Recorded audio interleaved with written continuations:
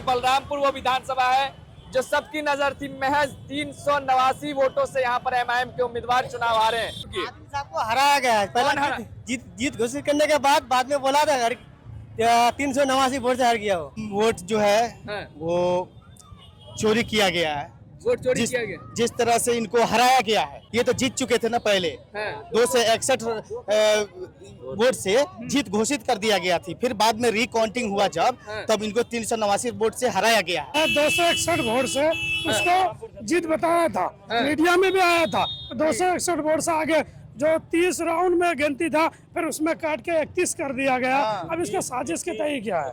बलरामपुर में असल ये है, दरअसल हम लोग जीत गए थे, ऑलरेडी हमारा जीत डिक्लेयर कर दिया।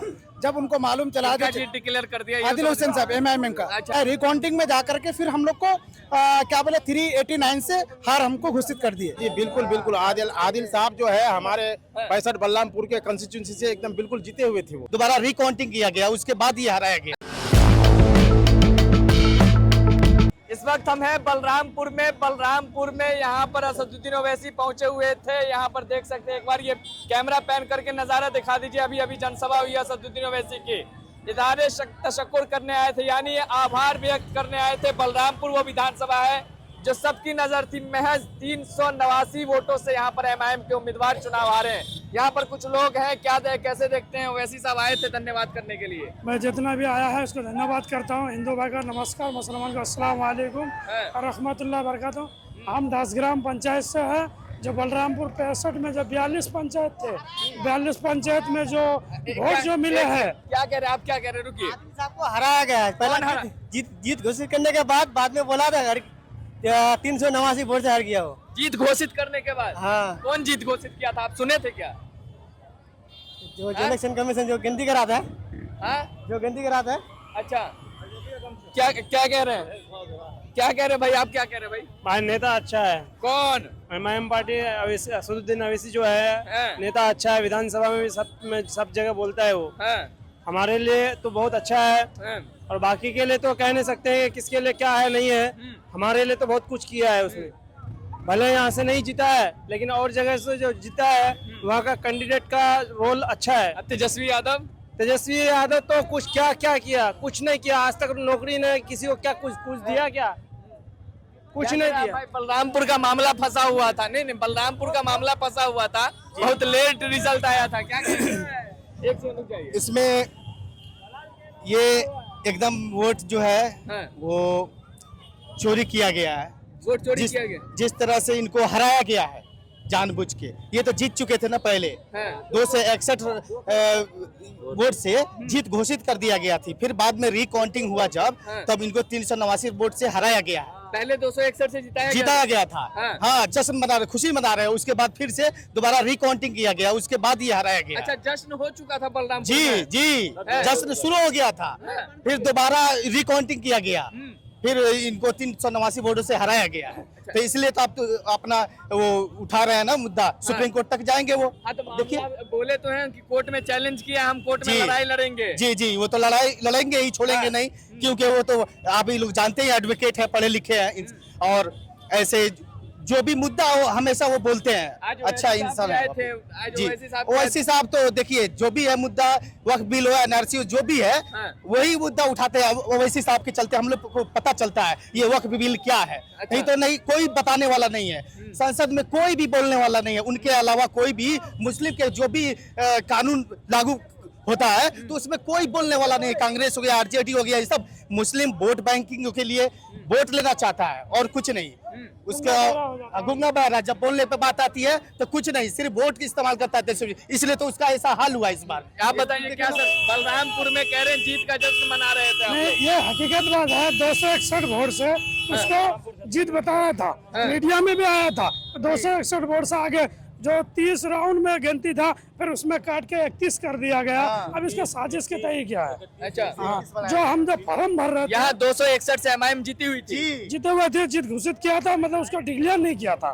उसके बाद दोबारा कोल्टिंग किया तो कह रहा है इसमें 379 वोटों से उसका जो हार मिल गया है। चलिए, आपका भाई साहब पीछे खड़े हैं, आप ये बताइए क्या हुआ था बलरामपुर में? बलरामपुर में असल ये है, दरअसल हम लोग जीत गए थे, ऑलरेडी हमारा जीत डिक्लेयर कर दिया। जब उनको मालूम चला किसका जीत डिक्लेयर कर दिया ये आदिल तो हुसैन साहब एमआईएम का, अच्छा ठीक एमआईएम है, का हाँ आदिल हुसैन का जीत डिक्लेयर कर दिया था। और उसके बाद फिर मालूम चला चिराग पासवान का आरएलडी वाले का, जब उनका मालूम चला जो उनका 200 कुछ चिल्लर आ रहा है, उनका जो काउंटिंग वाला है रिकाउंटिंग में जाकर के फिर हम लोग को क्या बोले 389 से हार हमको घोषित कर दिए। अच्छा तो पहले आप लोग जश्न मना लिए थे क्या? नहीं, ऑलरेडी हमारा जश्न हो गया था, हाँ। क्योंकि ऑलरेडी हमको डिक्लेयर कर दिए थे। हाँ। डिक्लेयर करने के बाद फिर उन्होंने क्या करा, रिकाउंटिंग के लिए उन्होंने ये करे, एक बूथ को ओपन करे। उसके बाद फिर हम लोग को क्या करे, 389 से हम लोग को हार घोषित कर दिए। पहले आप लोग को जीत, हाँ पहले हमारे को जीत डिक्लेयर कर दिए थे।